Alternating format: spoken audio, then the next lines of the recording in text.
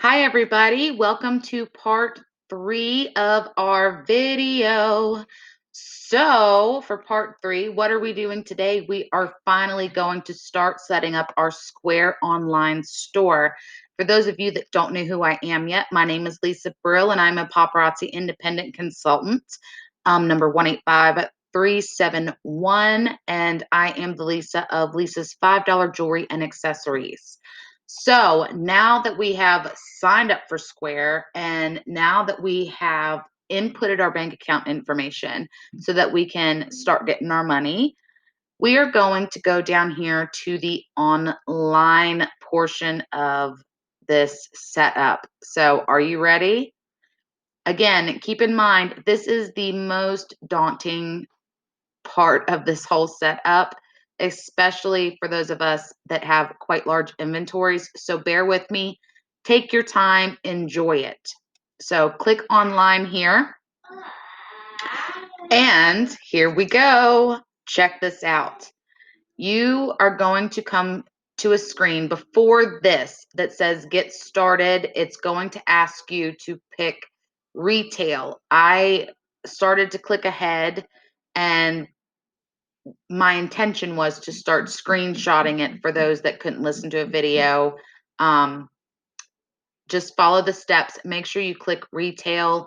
And then I think it'll ask you how you want to deliver things. You have pickup, self-service, delivery, and shipping. I picked shipping and pickup.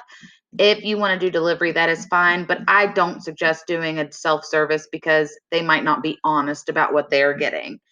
Once you have completed those steps, you will come to a screen like this. This is your dashboard for your Weebly or your Square store account. And this is where all the fun and magic will start to happen.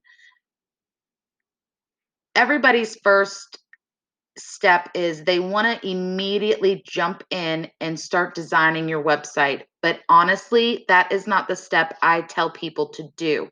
That is the most fun step, but the other things I'm going to tell you today are the ones that are more important for the setup process. And when you go to design your website, this is actually going to make it a breeze. It's going to help a lot.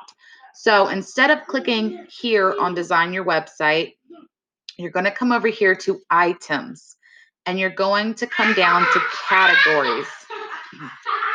Sorry. Something must be very funny on TV. You're going to come down to categories, my friends. And when you click categories, what's going to come up is this screen here. As you can see, I've already started to input some of my categories. When you want to add a category, you're going to come up here to the top and click add category. Why is this step so important? I'm going to tell you why. When you add your items into your Square store, there's a section that says category. That is where you're going to add those items. You're going to put them in their respective spot. Why is that important? When we set up our Square store, any item that is already in their category automatically goes onto the Square store for your customers to see. So this step is very vital. So now that you have clicked on add category, you're going to obviously type in the name. We don't have items for the men's jewelry yet. You can add an image if you wish, and you can make it a subcategory if you wish. So if you wanted to do, well, let's just do it this way. So we'll do men's, okay? And that can be all of your men's items. Then you're going to, oops, sorry, we're not going to click it again. We're going to go back here to add category. If you want to break these categories down even deeper, you can put men's necklaces, okay? And obviously you can add an image for that if you would like and hit save. All right, now you have these two categories down here at the bottom, but you can make this a subcategory for your men's instead of having all these huge long categories sitting down here. So in order to make this a subcategory, what you do is you'll click on it. It'll come up like you're going to edit, and then you're going to come down here and find the men's jewelry. and just click the little plus sign till it has a check mark.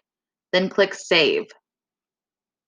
Now there are some SEO optimizations that you can do. I am not fully versed in the SEO yet. I am still studying how it works and the best way to do it. Once I have a complete understanding, I will create a separate video for that. So now that you've done this, you've added your categories, you've got these all set up. You can see your subcategories are off to the side just a little bit. You can see I have one item in the earrings, and I'm going to show you why. You're going to go up here to item library, okay? And this is where you are going to add your items. This is where it's important. So we're going to create a new item. Again, this is the most daunting part of the process. Hold on, I want to go back for just 1 second to categories. I'm sorry. So these photos that I have up on my categories, you can add photos yourself. You don't want to choose the items. I'm sorry. Add image. You can go in and add any image that you want to show up for that category, okay? I don't have one made up for the men's right this second, so we'll just choose the $5 image. And those images like this, again, can be found in your resources tab in the back office of your paparazzi website. So you click save. That pops up with the $5 image. You can create your own, you can find some online, but there is something I want to point out to you. If you are making your own, you see this one here, how it says all necklace or ecklace. This will actually be cut off. So when you're choosing an image or you're making an image and you want it to look in this box how it's going to look online. So when you add an image, which I made those myself, this is the one that was there. This is the one that you need to use. So see how it is still cut off, but just a little bit on each one. It will still show up entirely. Okay, so let's click save. Now that we're done with the categories, I just wanted to show you that real quick, because if you don't have an image, it will pop up with, well, I'll show you later. I'll show you. So now let's go to item library. You're going to go up here to create new item. This is where you're going to add all of your inventory. There is a spot when you first log into Square before you come into the online portion of your Square, and it says items. You can add items there. I highly recommend adding your items through the Square website. Why is that? Because when you add items through Square just by themselves, you can only upload one photo at a time, meaning you have to go back in multiple times to upload multiple photos. When we do it for the Square store, we can upload multiple photos at one time, cutting that step out. So let's go to create new item. Okay, now that we are here, it is a physical item. We want to add the item title. So if you have a paparazzi, obviously you should have a paparazzi account. You are going to log in to your paparazzi account. Log in. Sorry, I was just checking to make sure, switch screens for recording. And then you are going to click on whatever inventory number that you have. Okay, so a dream is a wish your heart makes. We'll just use this one. This is going to be perfect. When you pull this up, it's a copy and paste. Okay, you can add all three of these photos, download all three, or if you want to save time, go down here to the bottom and download all of these. It'll download to a zip file. If you're using a tablet or a phone, they should just download directly to your phone. You can download a zip file for that.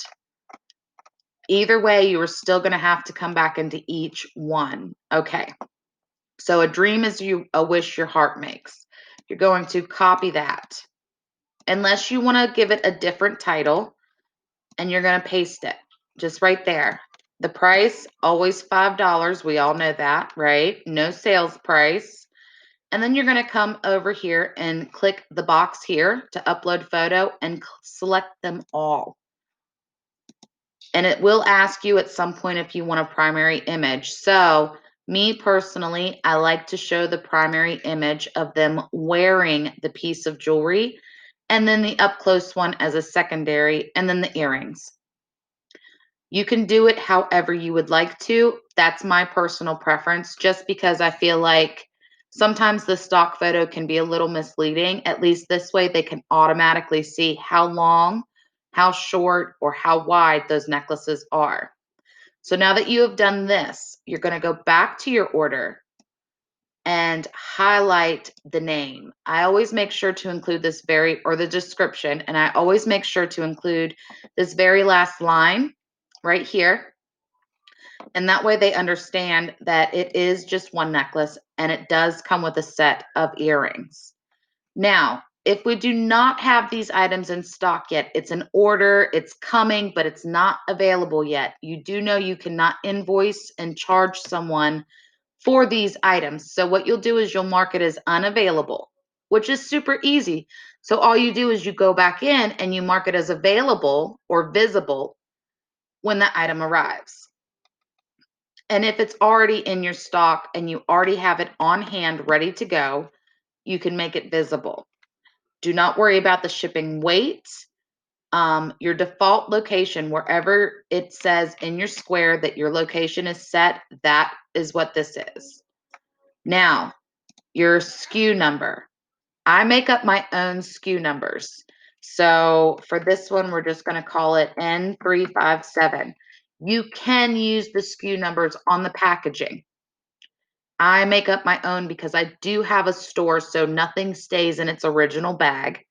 And it is just too much of a hassle for me to constantly cut out barcodes and repaste them or tape them. So I just make up my own. It's much faster. So your SKU number, that is what this is. And that does help you when you do invoicing, which we will discuss later at a later date. Then you want to come down here before you do your stock. Don't do this yet. And I'll tell you why, because you have to save it. And it's a little bit more daunting. So come down and do your categories first. This is where it's important to have those categories already set up.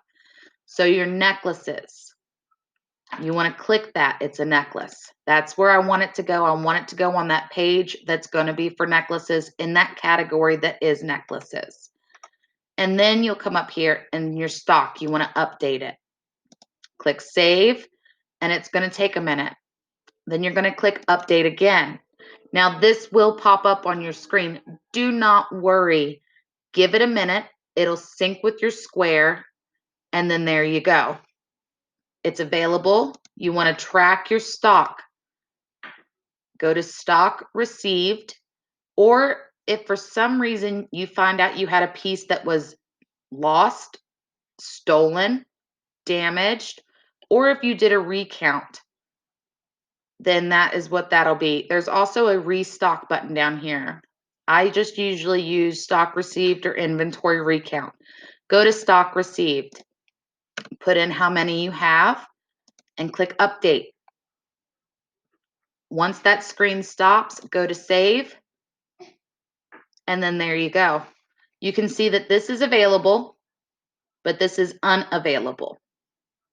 Now let me show you. When you go over here to categories, and this is again why it's so important. Your earrings has 1, your necklaces has 1. That is all I want you guys to focus on today. Figure out what categories you want, what is most important. How do you want to break this down? Do you want it to be very simple, such as earrings, necklaces, bracelets, or do you want to break it down even further? Then go into your item library and start adding those inventory pieces. If you need to Google the name or the piece, you will have to do that. Thank you guys for tuning in today, and I will see you all next video.